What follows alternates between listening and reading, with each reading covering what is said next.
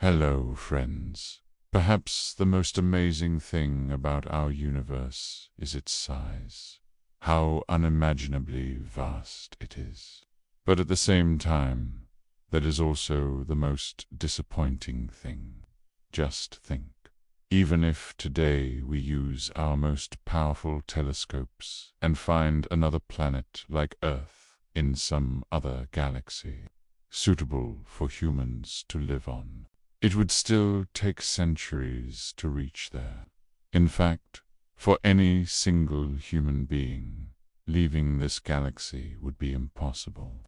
We all know that Earth lies in the Milky Way galaxy, and the nearest galaxy to the Milky Way is the Andromeda galaxy, approximately 2.5 million light-years away from Earth. Now, if we use a spacecraft to go there, the usual speed of a spacecraft is about 28,000 kilometers per hour.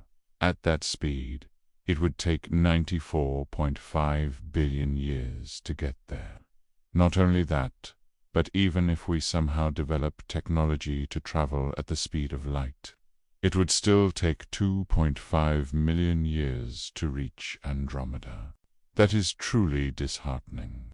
What's the point of discovering all these planets if we can never actually travel to them? But what if there were a shortcut, a way to travel beyond galaxies? A shortcut that would allow us to cover millions of light years within just a few months. That's where things get interesting. These shortcuts, friends, are called wormhole. In the 2014 film Interstellar, my favorite space movie, which I'd like to mention again here, we see Cooper and his team leave Earth in search of habitable planets. To reach another galaxy, they travel through a wormhole, and they make the journey in just a few minutes. In the film, NASA discovers this wormhole near Saturn's orbit, and it plays a major role in the story. The most fascinating thing, however, is that wormholes are not just science fiction. They are based on real science. To understand what wormholes actually are and how we might use them, we need to go back to Einstein's theory of relativity. I discussed the basics of this in my video on black holes, but now let's go deeper. When Albert Einstein wrote his theory of relativity, he expressed it as a set of equations, the Einstein field equations. These were first revealed publicly on November 25, 1915, when Einstein submitted his paper to the Prussian Academy of Sciences in Berlin, Germany. Altogether, there are 10 nonlinear partial differential equations, but they can also be represented in a single equation, which looks like this: G plus lambda G mu nu equals 8G C T. Don't worry.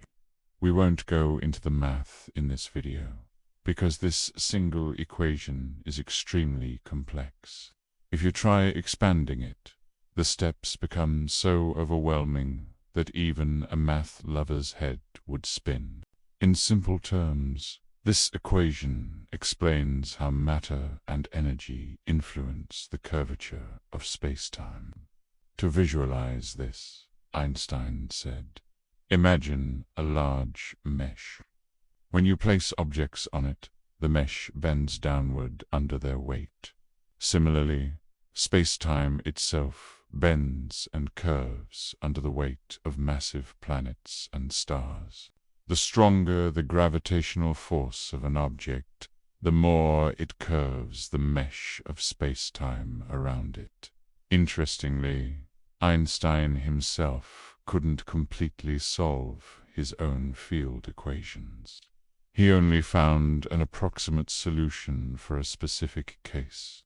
The first person to actually solve them was Karl Schwarzschild in 1916.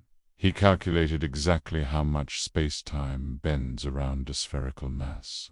His solution led scientists to the concept of singularity.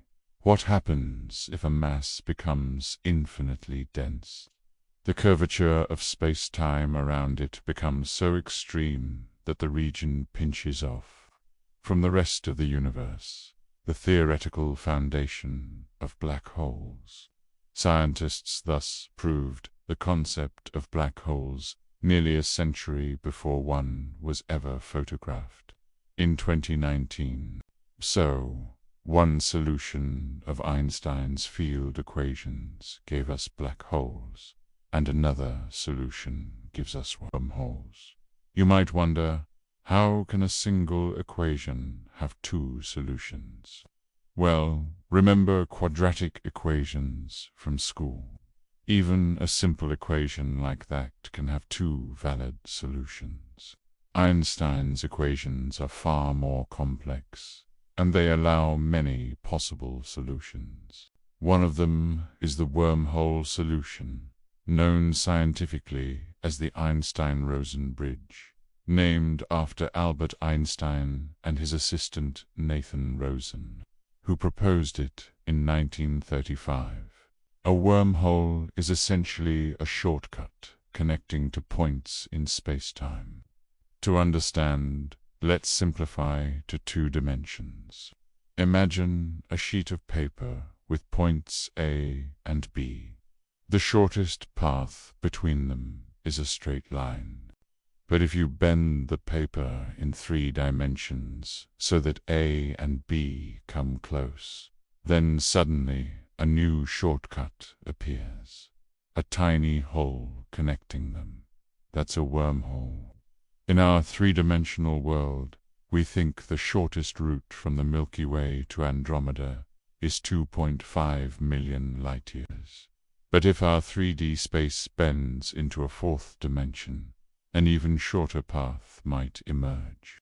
The difficulty is that we humans can't easily imagine the 4th dimension. But we can get an idea by comparing 2D and 3D, and so on.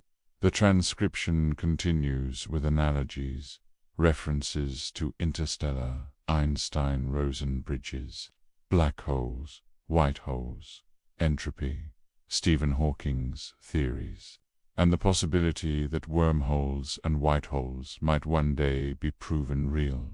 It also touches on a 2006 gamma-ray burst that some scientists hypothesized could have been a white hole, and ends by noting that in 2015, scientists even created a kind of magnetic wormhole in a lab, though not a gravitational one like in space.